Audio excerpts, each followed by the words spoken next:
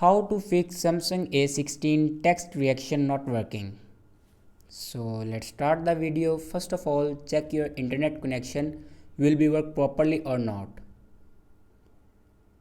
And here you can see my internet connection will work properly. After that,